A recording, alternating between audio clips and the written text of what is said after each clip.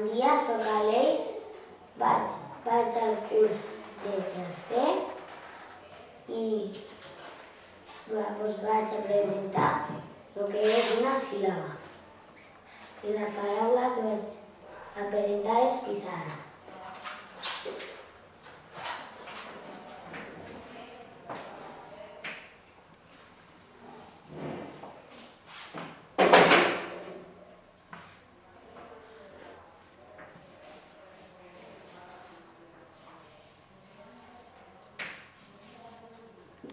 I ara la vaig a separar per síl·labes.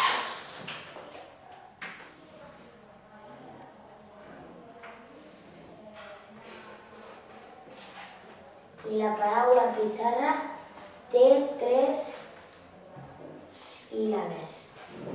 I la tònica és pissar. I pis i ra són les àtones.